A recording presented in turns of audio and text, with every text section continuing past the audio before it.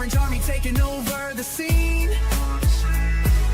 2025's the year, know what we mean. Bear fans unite, it's our time to rise. Sunday mornings, pre-game vibes in the skies. Lions think they're fierce with Dan Campbell's call, but all that greed ain't gonna help them at all. Same old story, we know how it goes. They just can't compete, everybody knows. Minnesota Vikings always talking smack, but when it's game day, they ain't got the knack. Sitting on the couch while we're making a stand. Over here in Chi-Town, we're the best in the land. Halas Hall, we break it down right. Join us on the journey from day to night.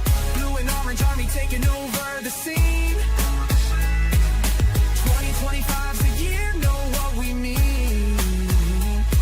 Their fans unite, it's our time to rise. Sunday mornings, pre-game vibes in the sky. Packer fans yell blow, pack blow, but can't see the truth. We're stealing the show. Rivalry heated, but we stay real cool. Halas Hall report, yeah, that's the rule. With every episode, we build that hype. Stats and team news, we got the right type.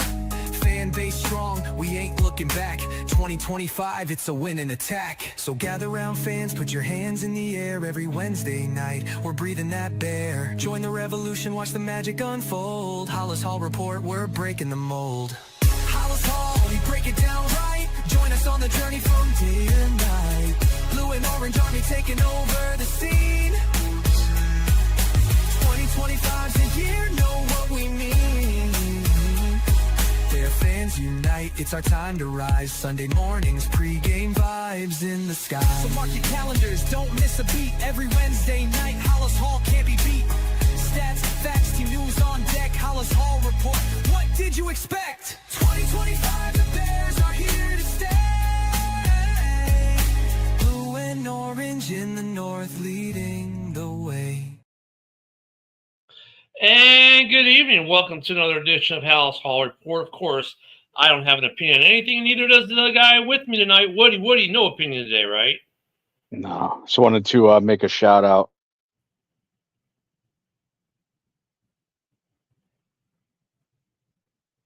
Who are we shouting out? And Woody froze.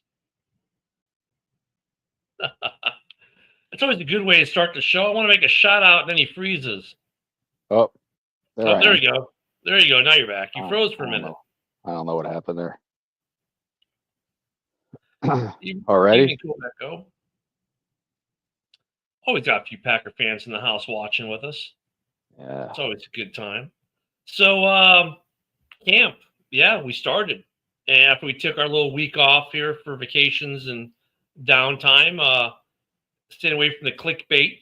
But we've started with camp, and it looks like, Woody, we got some position battles this year. Yes, I just heard the second cornerback spot. Kicking, of course. So, and left guard. Left tackle. Left tackle. I mean, let's go. Which one you want to talk about first? I just want to, let's see. Got to see the updates on how the left tackle has been going. Yeah, it's a three-way race, right? You've got Kieran, you've got Ozzy, and your favorite. Yeah. Braxton Jones. Braxton Jones, who I didn't think, none of us thought was going to be back for camp, yet he was. Mm-hmm. Considering where the O-line was, like, I consider Braxton Jones an NFL quality lineman. Whether he's a great lineman or not, debatable, but he's quality that you want on your roster, whether it be the starter or the backup, right?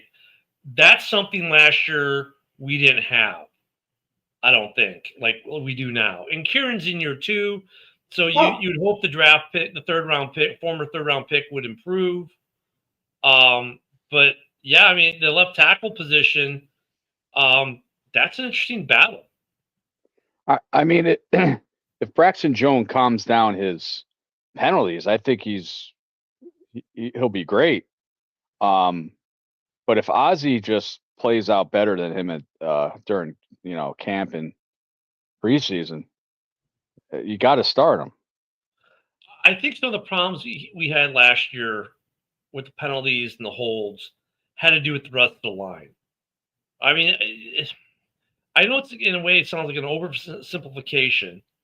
Guys go, oh, but look at Darnell Wright had more penalties last year than he did the year before, but he also didn't have a strong right guard for the season. And I think that's why you saw the same with Braxton. He didn't have a strong left guard. I think with Braxton, you've seen some deterioration in the stat line because of the guys around him on the line. I think there's some truth to that. Yeah, I mean, I called at the beginning of the year way too early prediction, and I think I said Darnell Wright will be a Pro Bowler this year. I know you're supposed to help out other players, but is that how they practice? You know what I'm saying? It's Yeah, just with I would Kevin assume Jenkins. so.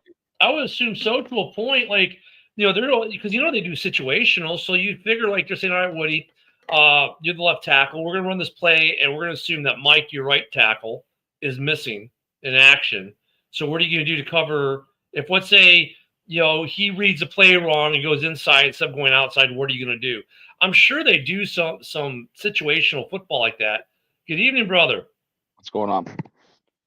Well, I understand that, but it's practice. Now, if you're doing that in the game, it's much different because the guys on the other side, they don't give a fuck about that. They're just going to keep going in. So I understand what you're saying, but it's a whole different ball game from preseason, training camp to regular season. So I mean, I think Braxton's a quality can be with a good tackle next to him, which he does have one of the best in the NFL, in Tooney. And then they've got a good center in Dahlman when healthy, and let's hope he stays healthy. I think that both the tackles from last year could be starters still, which is great because then you have Ozzie and Kieran as backups for your tackle positions. The only thing I'm worried about then might be who are my backup guards and center.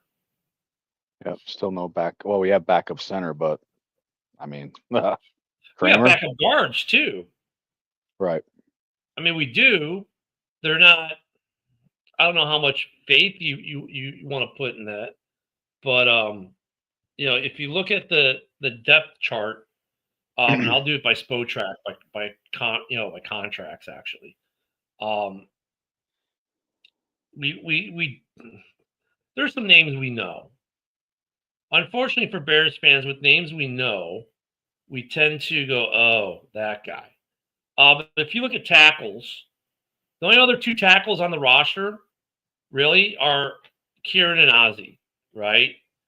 Yep. So we're there. We're really there. two rookies. Yeah. Really, think about it. At guard, we've got Theo Benedict, who was on the practice squad last year after starting the year injured. Jordan McFadden, Bill Murray, still on a rookie deal, so he's been hopefully got some growth. And that's it. And then you got Jonah and Joe starting. So Bill Murray hasn't been terrible. Theo Benedict showed some decency in preseason last year. McFadden was drafted in 27, so or is on contract through 27, so he's a young guy. I'm sorry, drafted in 27. So he's a young guy. So we were young at guard. Luke Newman is on contract through 29. I mean, we got. Let me go to the actual real depth chart though.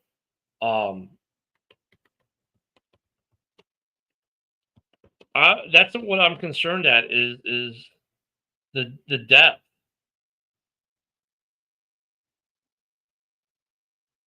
Yep, that's important. And the Bears fans know if one gets hurt, you're gonna be fluctuating the whole line around again, and that's what sucks.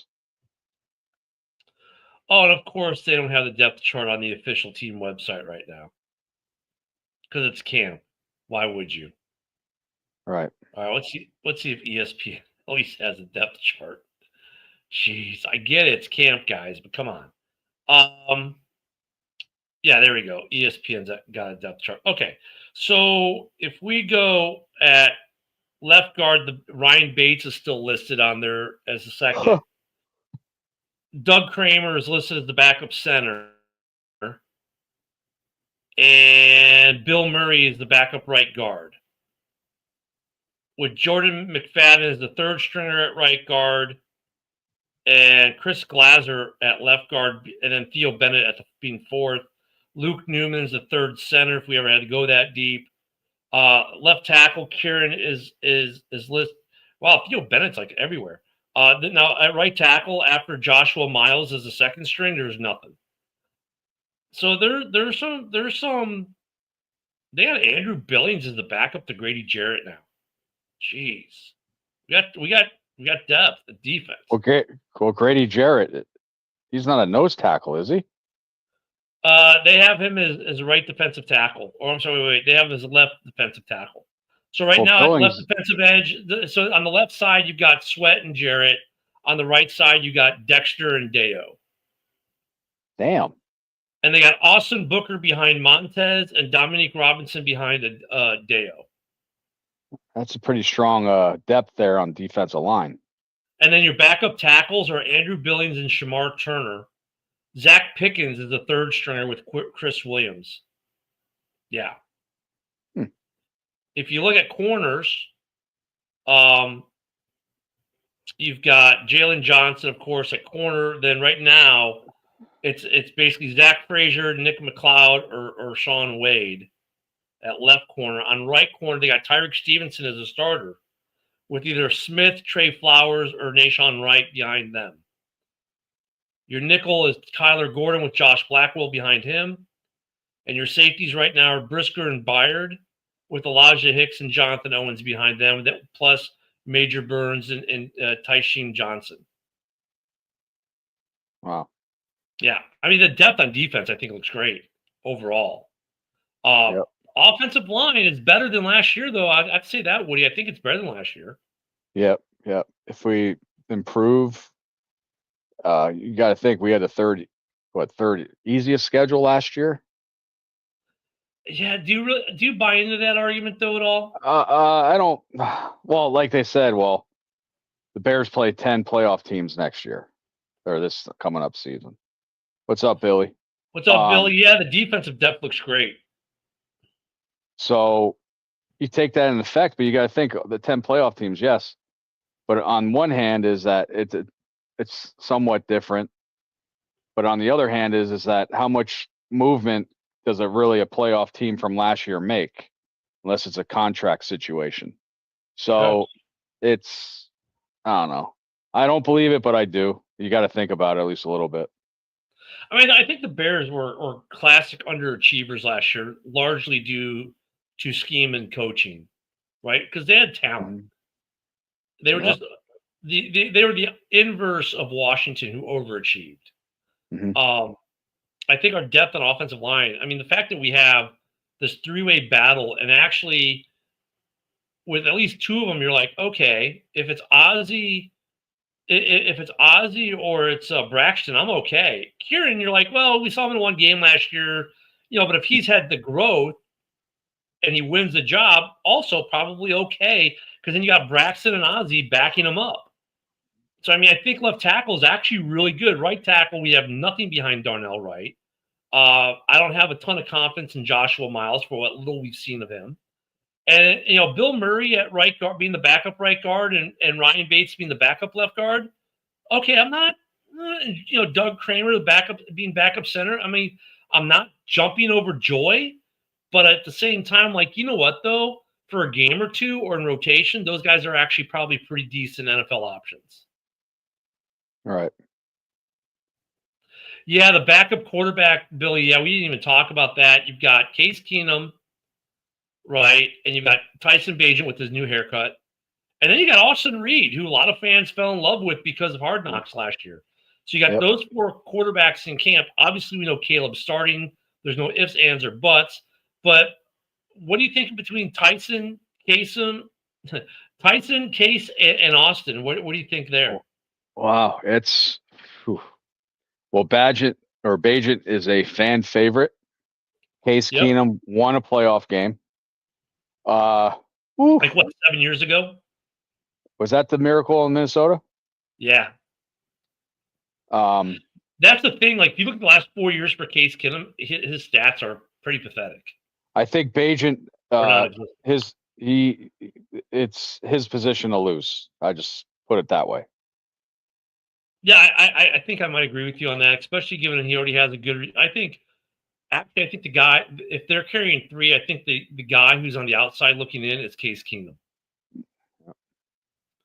And I say that, yeah, I think the veteran will help. I think Keenum will help Beja in camp. And I think it's the exact same situation they had last year. Think about it, dude. The last year, three of these four guys were in camp with the Bears, right? Williams, Beja, and Reed were all in camp with the Bears with what? A journeyman veteran. Who stayed on the roster last year? Who left?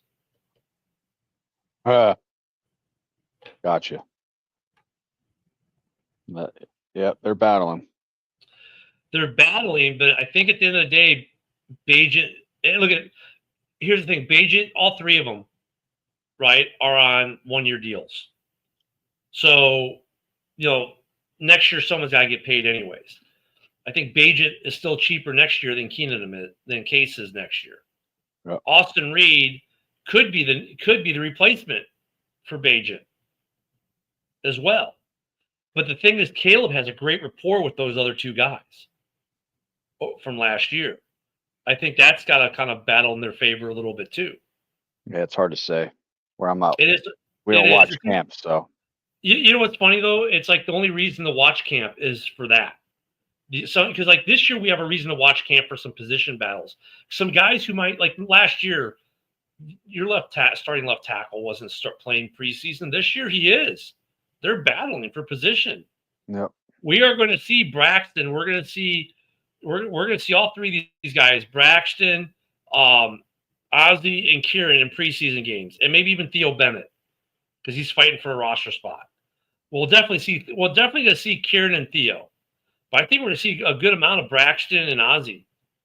And then, and we'll see a lot of Ryan Bates, Doug Kramer, Bill Murray, Jordan McFadden, those guys. We'll see.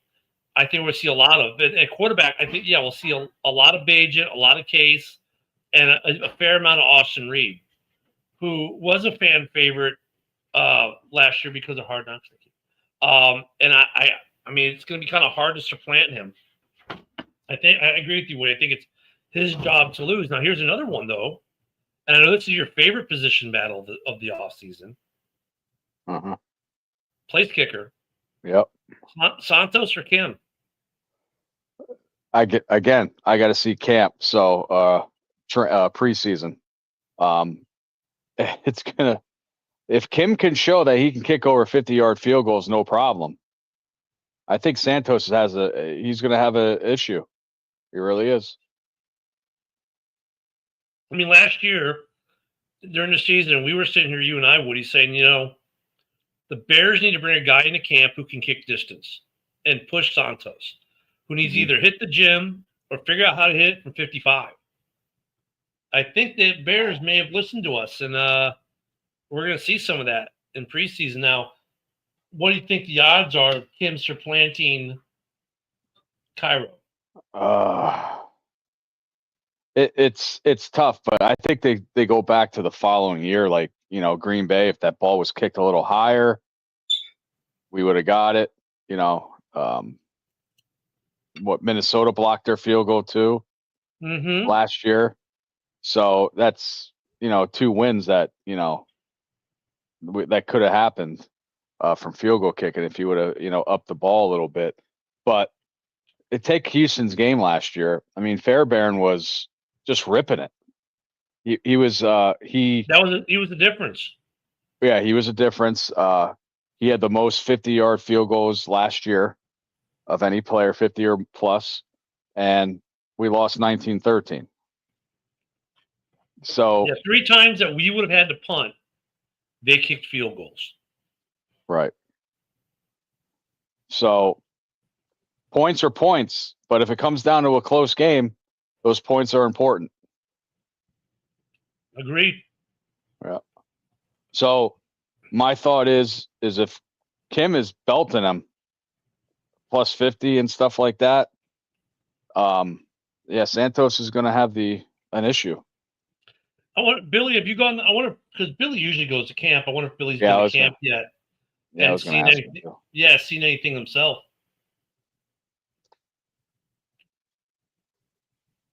That'd be good to know. Jody's staring at me. She knows I can't handle that. No, I would stare at me too if I could. I'm trying to tell you I love you. Oh, and she loves you, Ken. Oh, fuck you. Nice. Little kids over to fucking watching this shit. And Oh. but when was the last, I mean, even Robbie Gold had issues kicking over 50 yards. I mean, when was really the last field goal kicker that we had a steady over 50 yards that had a positive kicking percentage past 50? Remember, like I said, Robbie Gold did have an issue over 50. Kevin Butler, maybe? Okay, me and you were kids back then, Ken.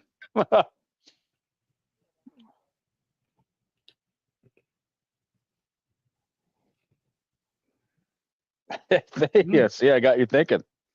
I mean, because really we go from Butler to Gold to Santos with a couple guys in between that never stuck for more than a year. Mm-hmm. I mean, Butler, Yep. but even Butler was like 51 or 52, because even back then, you're talking the 80s, 90s, guys weren't kicking from 55. 52, like 48 was like, ooh, you're getting there in range. Yeah. The guys have been, it's been pushed back. Because I remember, not Massage Boy out there in Baltimore, but who was the guy that the Vikings had, and all of a sudden he was kicking them from like 54, and everyone was like, ooh. Then all of a sudden 55 became kind of like a thing where, okay, like everyone should be able to do it. Now it's like we're looking at guys who can belt it from 60. You're talking about Blair Walsh? Was it Walsh? He was the one that blew that game against Seattle in the playoffs. Missed a 20-yard field goal. Yeah, but who was he? The guy who could kick 50 yards for them back then? Yeah, I don't know. Any Vikings fans listening, answer that question for us. I think he came in the league right around the same time as Justin Tucker. But around that time period is when like people started to expect further distance. Right. Now we want guys. Look at the guy that Dallas got, the former soccer player from the MLS. Yep. He's Aubrey. Aubrey's kicking from about damn near 60. Yeah. So like you said in earlier year, like when I played football for high school, we had somebody off the soccer team kicking field goals. Why doesn't NFL do that? You tell me a soccer player out there won't want like $1 million, $2 million a year more? What do you think? What do you think? Field goals? Well, what do you think Santos's background is? Yeah. I mean, look at his celebration dance last year. Yeah. He took it from one of the guys on the Brazilian national team. Yeah. Did he get on his knees and slide too? No, he didn't, but he did the whole. Yeah. Yeah, I'm surprised he didn't. But I mean, a lot of these field goal kickers do have a soccer background now. So I mean, like the pros that are in the pros now playing soccer. You tell me one of those guys won't, because soccer is great national TV sport. I used to call off work just to watch the soccer tournament and stuff, and the World Cup, and it was, I loved it. The money's not there for these guys to leave professional soccer. To be honest with you, the money's not there. They're going to make more playing. They're going to make more playing in Germany or England or anywhere sitting on the bench, not being a starter, than they are going to be a field goal kicker in the NFL. Right. That's the problem. I mean, Santos is making what, $3 million? Around there. Something like that. Yeah, it's around there. I mean, that's nothing for most soccer players go. Yeah, okay, like Kim this year, 845,000. Santos 3.2 million. Huh. If I look up an MLS, let's just look up an MLS team. Here, we'll look. Let's look at a team that actually spends some money. So let's go to Miami. Yeah. I thought they've got one of the greats. AC Milan. Well, no, we're going to even just keep with the U.S. soccer. I know they're making even more internationally. So AC. Okay, so for Miami, I mean, really, most of the. Okay, here you go. Busquets is making 9.7 mil. Jordi Alba is making 6. Messi's making 20. Suarez is making 1.5. Most of their guys are making anywhere between half a million to a million, which Is is that not bad for Suarez that U.S. is soccer. that Suarez that played for Uruguay? Yeah, yes, it is. Wow. Now, if I want to look, let me see if I can do internet. I can't do international from Spotrac. I don't think I can. No, unfortunately. I mean, so they're making good money. You know, I mean,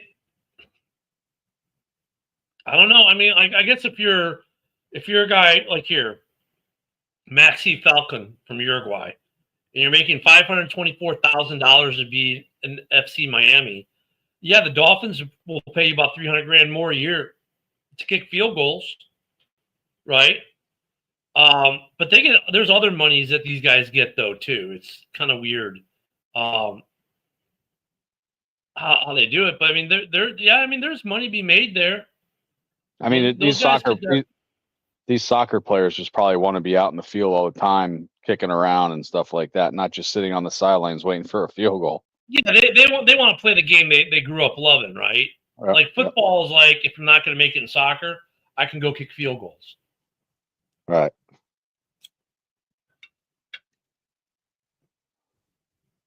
You look at the kid in Dallas, Aubrey. you know, Aubrey. He went to Dallas because he kind of fluttered out of MLS. He couldn't make it in MLS. He was in a Right. super pick in a super draft, and he stuck around for 2 years and couldn't break the roster. So his days were done. Now he's making $1 million a year to kick field goals in the NFL. But what do you think if Kim he proves that he can make over 50-yard field goals? I think You know, Santos might be in trouble, yep. and the Bears will save some cap money because they'll get Kim on a cheap contract for at least a couple years. Mm-hmm. That'll open up more cap. That'll open up more in the cap. 3.2 Well, million versus 850,000. so I was switching positions to running back. They're saying he's really running it out there. He's acting like the Roshan of Texas. Which is what we So, wanted, right? yep. Yeah, I mean, when it comes to the running back room, I think the running back room in Chicago is good. Yep. Like, I know Broski really likes Menangai. Yep, I like him too. Excuse me. I really got to talk to my wife about bringing me dinner right as the show starts every time. Well, anywho, I mean, I think we're solid depth wise there now. You know, I mean, with Swift, Roshan, and Managi, and then Travis Homer's the fourth. If you're carrying 4 running backs, that's your 4. If you're carrying 3, bye Travis Homer. So actually, where it gets interesting actually is that wide receiver. Right. Because after Moore, Odunze, and Burden, the only backup that anyone really knows on this team is Tyler Scott. Mm-hmm. Jahadi Walker's listed 4th on the depth chart. Is Johnson still on our practice squad? Colin Johnson? Well, right now there is no practice squad, so they don't even have him listed. They don't have him listed on the depth chart. Well, maybe he's not on the team anymore. Yeah. Tallest receiver in the league. So, yeah, he's not even on the depth chart. So, I mean, that's an area there that it's like, ooh, maybe we need to. Maybe that's why they brought Stark and some of these guys in at wide receiver and looked at them a couple weeks ago. Yep. After the top 3 or 4, looking a little thin.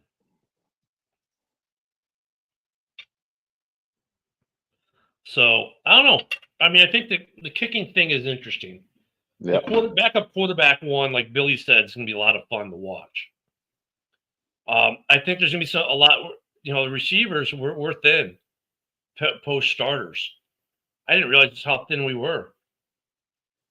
What I'm interested in seeing is the 2 cap casualties. See how Komet does, and Tremaine Edmonds, how he does this year, because I think they both have to have pretty breakout years.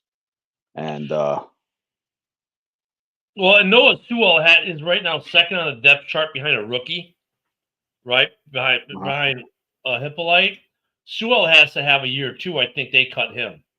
Like, yeah, and they're saying Hippolyte's having a great training camp so far. But Edmonds, yeah, I mean, with that big contract of his, he better have a big year. Yeah, if he doesn't reconstruct either. Yeah, but I mean, because his backup right now is Carl Jones. Yeah, Carl Jones. Who? Yeah, should have kept Sanborn. Pieces of shit. No, he got paid. I get to see him week 3 with Eberflus. Eberflush. Yep. They're gonna have a good defense. That's gonna be a fun game. Yep. You actually picked a really good game to go to. Yep. And I just didn't feel like spending an extra couple $1,000 to stay in Chicago for almost a week, to then spend almost $1,000 to go to the game. Well, yeah, I'm flying out. We're flying out Saturday and flying back home on Tuesday. Should get 2 days of sightseeing and then 1 of the game. So Do get you some Portillos, get you some Lou Malnati's. Yeah, the Chicago deep dish. Here I come. Maybe go see Sue at the museum. Yep. Go walk around the loop. Yeah. What's left of it, the Mag Mile. Yeah, because they should break ground to the next stadium, the new Soldier Field right next to it. That's one thing we haven't heard about in the last couple of weeks. We haven't heard any news on the stadium whatsoever. Nope. Maybe they're trying to get these people concentrating about the game. I mean, the players are probably not thinking about it because some of these players are most likely won't be on the team by the time it gets built. No, the players aren't thinking about it. The fans are, though. Yeah. But the players aren't. But I honestly think it's going to be in Arlington Heights. At the point where the state government is like, they don't care. They're not going to give you any money. The city of Chicago isn't doing anything really to keep you. The city of Arlington Heights, though, is giving you the tax breaks you want. And, oh, by the way, you owe the land. It's your land. So that means the stadium is your stadium. You're not renting from or leasing from anyone. And now you can host. If you host Super Bowl, you make the money. You host a WWE event, you make the money. Not the city, not anyone else. You.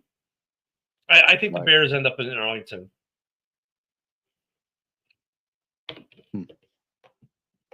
I won't believe it until I start seeing them breaking ground. And if you have Disney Plus, they have the show that I think it was either from. It wasn't. Well, I saw it on Disney Plus, but I think it's from Nat Geo.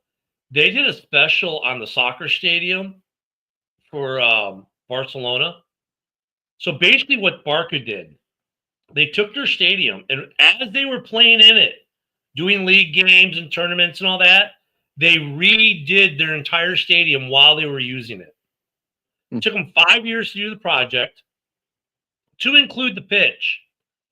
They made it a dome. They took it from the stadium it was and turned it into a dome stadium with a retractable roof. The roof retracts just over the playing field, kind of like how Allianz Arena is like open just over the playing field, so the fans always stay dry. But here's the cool thing they did. Their field splits into sections, like 5 sections, I think it is. And so the section, it moves away and then it goes underground. So the whole field is natural grass grown under the stadium and maintained and everything. They can cut it, do whatever they need to do down there, grow it, whatever. And then when it's time for them to use the grass, like if there's a concert, they take the whole field, put it down below, take care of it, do the concert, the monster truck rally, whatever they're doing. No one ever touches the field. When it's game time, they bring the field up, put it in place, repaint the lines if they need to do that, and they go. So, I mean, you want to talk, so I bring it up because, like, everyone's like, oh, a dome, it's going to have to be turf. No, it's not. The soccer team in Barcelona just proved it with a state-of-the-art stadium, and they did it while they were playing games in the stadium. So we don't have that constriction, right? We're going to build a whole new stadium completely separate from what we got. I hope the Bears have they're going to do a dome that's all natural grass, and they spend the money to do basically what Barca did in Barcelona. Grow the grass right there at the stadium underneath it, and you bring it up to field level and put it in place for game time. Which really, if you think about it, we've been known to have the worst playing surface in the NFL for years. Yep. Wouldn't it be nice to finally have one of the best? Yep.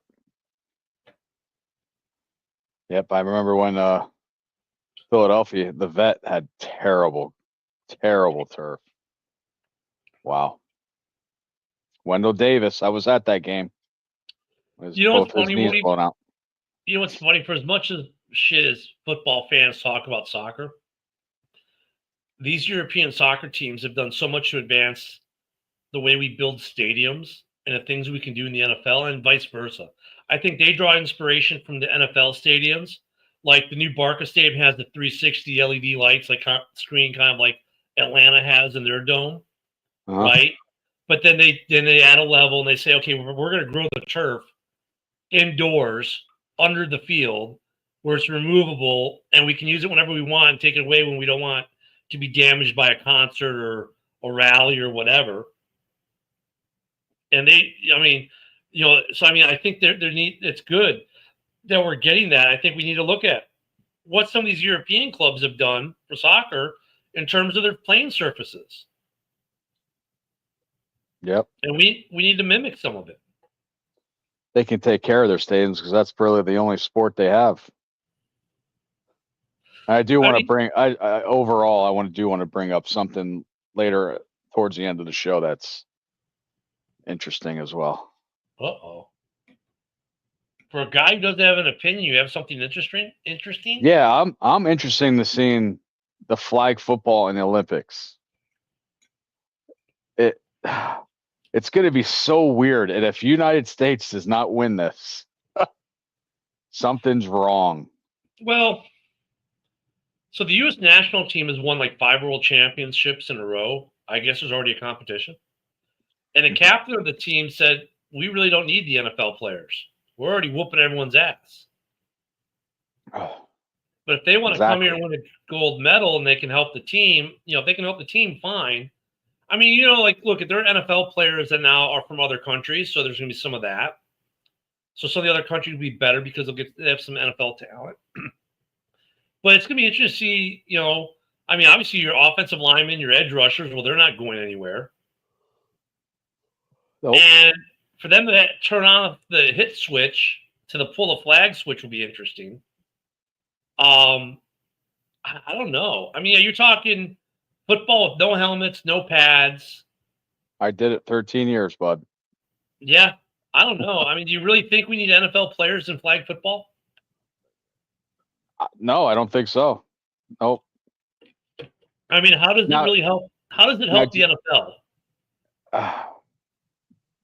It really doesn't, because you're not having NFL players.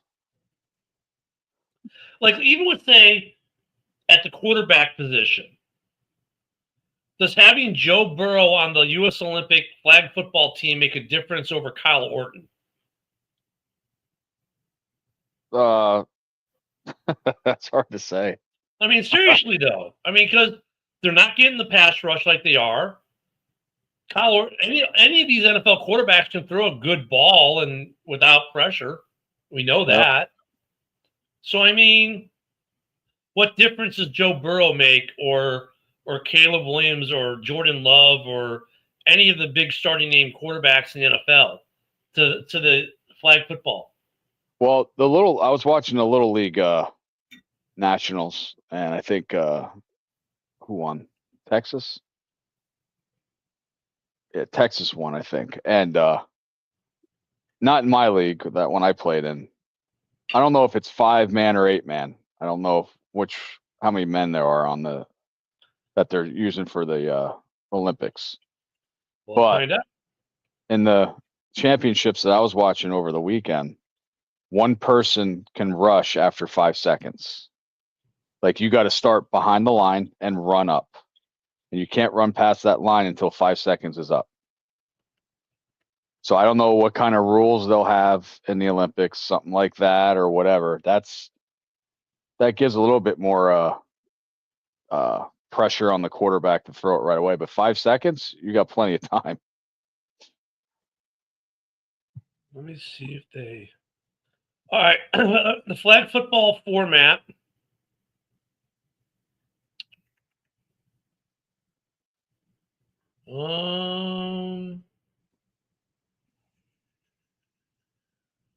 Flag football, non-tackling version of American football. Players wear belts with flags on them. Okay, well, the game will be played on a 50-yard field that's 25 yards wide with two 10-yard end zones. It'll have a 5-on-5 format. 5-on-5, all right. Players aim to get end zones in 4 downs. The game has an emphasis on speed. Great. So and obviously, there's no field goals either. No. So it's 5-on-5. So okay, so you got the quarterback and probably 4 receivers.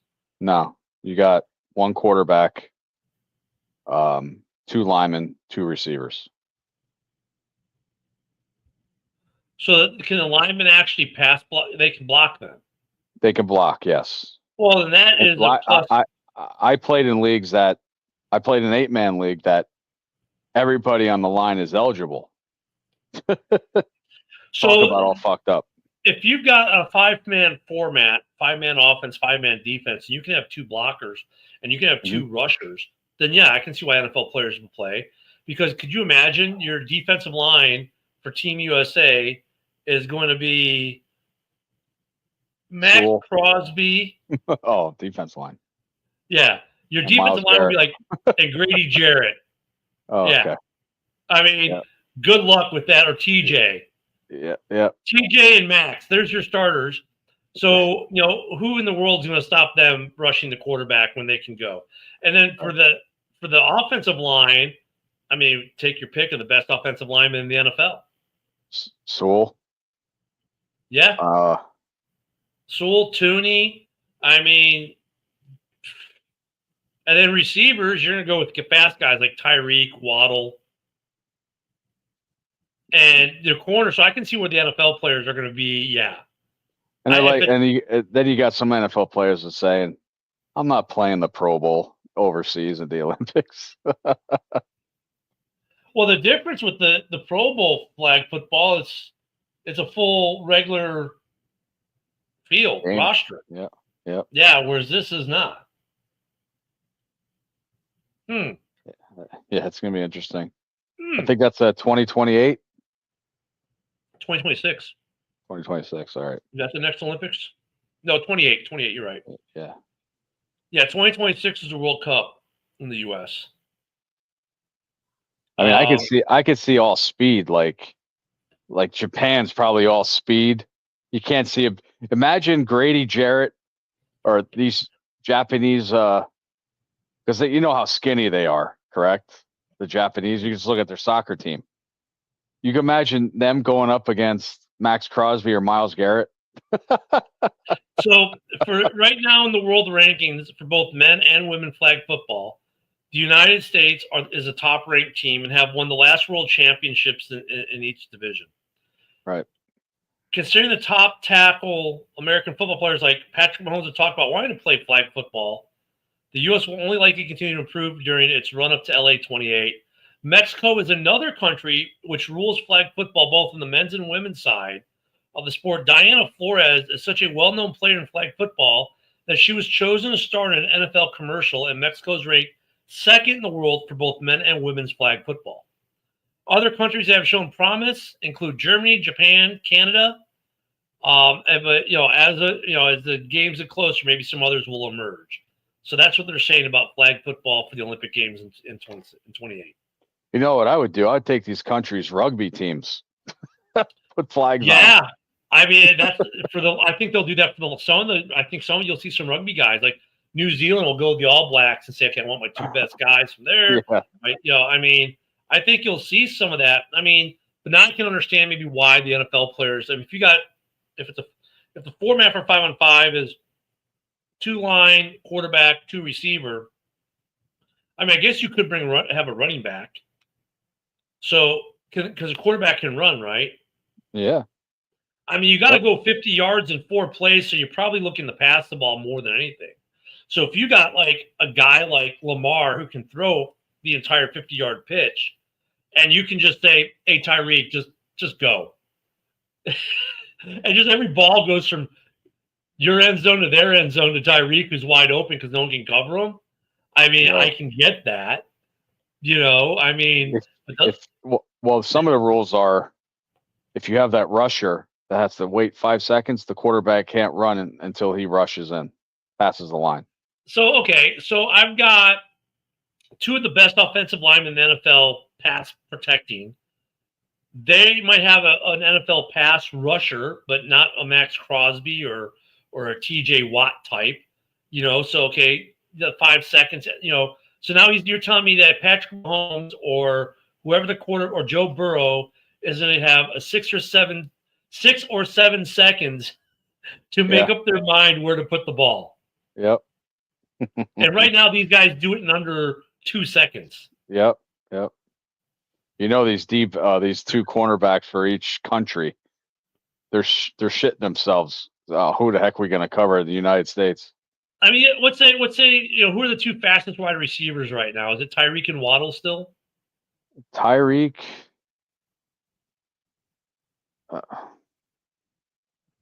Yeah. I mean, Christensen from Green Bay is pretty fast if he can catch the ball. JMO is pretty fast. How about Puka? Puka, yeah, Puka he'd be a good guy to take. I mean, and look at people are like we got to take when we look at the wide receiver piece though. Like DJ Moore might not be good. Why? Because he's better for yards after the catch. You're not shedding tackles, right? They're just grabbing your flag. I mean, I know there's an art to getting away from it, an art to getting it, but you want guys that are going to have 5 yards on who's ever covered them. And you want a quarterback that's going to hit these guys in stride. So we'll probably have the quarterback. I mean, if it's Burrow or Caleb or Jordan or even Goff or heck, even the Keebler Elf down there in Arizona, I think they could all do it. The question is, who are the fast receivers they're going to take? Everything's one-on-one coverage. Oh, geez. Really? I mean, you don't even have to be a speed guy. Just be a good route guy. I mean, could you imagine Burrow to Chase in the Olympics? Well, just think, about the no NFL players. Just like the Olympic basketball teams, they have NBA players playing. I would say, though, the comparison I'd make would be like the Dream Team in Barcelona. Like, yeah, you had guys like Tony Kukoc playing for Yugoslavia at the time. And there are some other guys who made the NBA, but dude, you were talking an all-star team versus a bunch of, maybe some solid players that can make an NBA roster at the time. For this, it's going to be the same thing. You're talking the best of the NFL versus some decent guys that played in the NFL that may even be starters in the NFL, but they're not the best in their position group. Like, name me a quarterback in this league that's not a U.S. citizen that wouldn't play for Team USA. Nobody. Find me a wide receiver that fits that bill.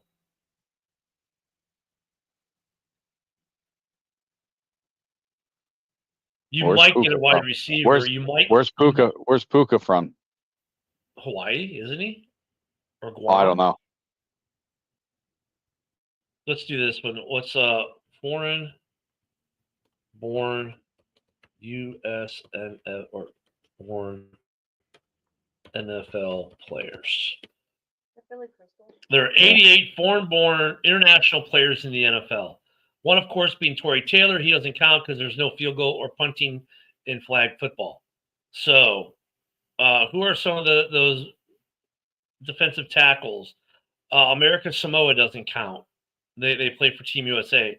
Australia has a lot. That's rugby right there.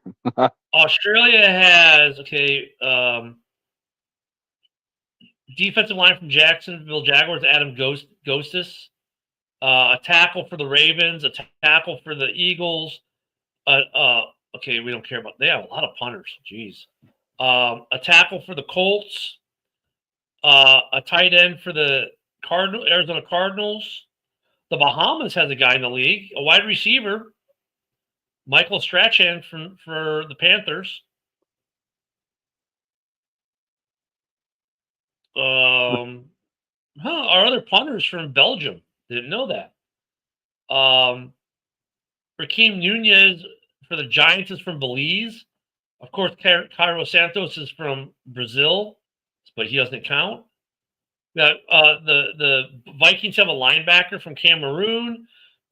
There's another linebacker from Cameroon that plays for the Falcons. Canada, there's a list, a big list from Canada. So you think these players will go play with their? It's like hockey too. Yeah. Well, Chase Claypool is Canada. Say what you want about him. Let me see if there's another really big name that sticks out. Hubbard from the Panthers, a running back. He's from Canada. Oh, Hubbard. There's some linemen, tackles and whatnot from Canada. Javon Holland, safety for the Dolphins, is from Canada. Josh Palmer from the Chargers, wide receivers from Canada. Canada's going to have a squad, dude. They got a lot of guys in the NFL. Yep. Denmark has a guy. And then Germany, there's about 5-6 guys, to include from the Commanders, David Bada, defensive tackle. Greece has Ghana, Greece, Grenada. Hong Kong has a guy. Two guys from Ireland. Him, the kicker for the Bears. I mean, Nigeria is actually a lot of. Oh my God, Nigeria defensive end for the Texans at Adeo Odele. For the Chargers, Amen. Whatever, can't say these guys' last names. The Chargers have another defensive lineman from Nigeria. Man, they just provide. Nigeria is the land of defensive ends, O-line, and D-line. Seriously. Oh, my God. They are going to have a line. They've got Aguilar from the Ravens is from Nigeria. Nelson. Yeah. Former Sheagle. But most of the guys from Nigeria are linemen. South Africa is now. So, I mean, the United Kingdom has 1, 2, 3, 4, 5 players from London or from England. So yeah, there's some. These rosters might have some players, especially Nigeria. They're gonna have a line. Yeah, it'll be interesting. Yeah, so flag football might be a little more interesting, but I think it's still more like the dream team scenario. Like, are any of these guys from Nigeria going to stop Max a defense line of T.J. Watt and Max Crosby? No, not anybody can. I mean, what are the odds? And then, there are no edge rush. I mean, I don't know. They got some receivers and they got some corners, but Canada is going to be pretty good. Mexico, they say, is pretty good, so it's going to be interesting. The question is, with 10 guys on the roster, are any of those guys coming from the Chicago Bears on Team USA? Where's Karan from? Karan's a U.S. citizen. Oh, yeah? All right. Yeah. How about Deo? I think Deo... I didn't see his name. He might be U.S. born, too. How about what's his name that gets carted off the field for a wrist injury? Come on, guys. Really? I mean, that's quite a few international players, though.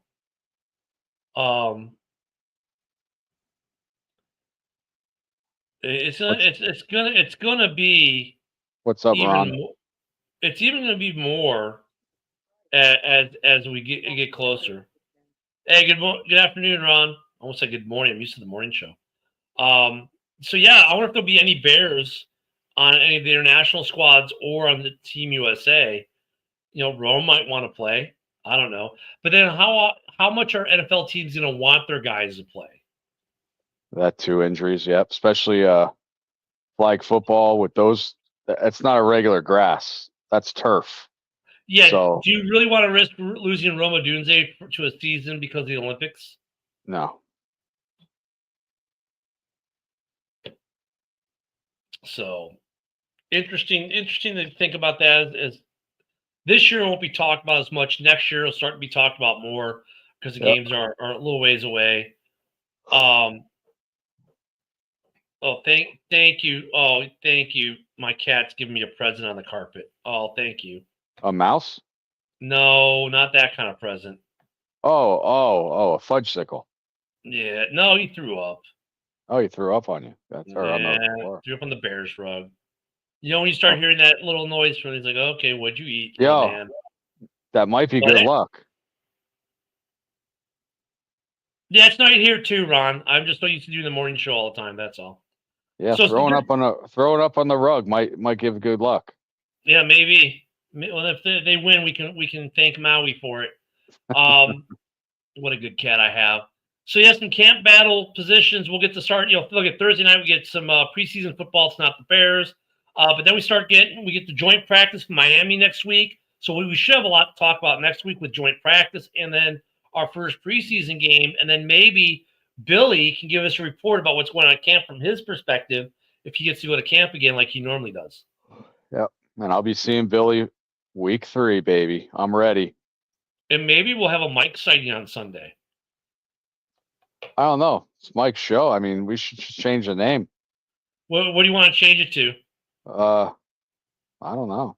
House Hall Report with 2 guys who have no opinion. The Chicago Bears opinion show. There we go. We got wood. Hey, we got wood. We don't have an opinion, but we've got wood. There we go. There you go. Oh, Jesus. Don't forget to come back with us Sunday morning at 11 a.m. Central, noon on the East.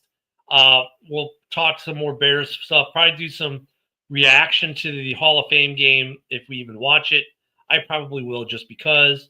And that's tomorrow night, the Hall of Fame game. And, of course, if there's anything breaking out of Bears camp, I don't know, maybe we'll get an extension or 2. Maybe we'll see some restructures. This is the time of year that kind of stuff can kind of come out of nowhere, like DJ Moore. Last year at camp, boom, extension. Wasn't expecting that, and there it was. So maybe we'll see what Poles has in store. Maybe let's just hope that we have no injury news to report. No. Brisker being out there, I'm enjoying seeing that he's on the field. And Luther Burden practicing is big too. So let's just hope we can continue to stay injury free. They continue to learn the new offense, the new defenses are doing these installs. I know it's really hard for us to judge whether they're going to be good. Oh, there you go. The guinea pigs are Bears fans. See, Ron, that's the way to be. You got to have the guinea pigs throw up on your rug. Then it's good luck. Like my cat just did. And he's a Bears cat. He lives in a Bears cave, so he is a Bears fan. He's probably just mad at me because I let his siblings in the room earlier. But don't forget to be back with us Sunday morning for what during the season will also be pregame. And then tomorrow morning and Friday morning, 10 in the morning at 10 a.m. Central, 11 on East, because Woody will make an appearance every now and then and give us some morning wood on the show. JB's roundtable discussion follows us next. Guys, have a safe weekend. Enjoy the summertime. Get out to the beach, get in the pool, get some barbecuing in, whatever you're going to do. Please enjoy and have fun, and we will see you back here Sunday morning. Until then, bear down, everyone. Bear down.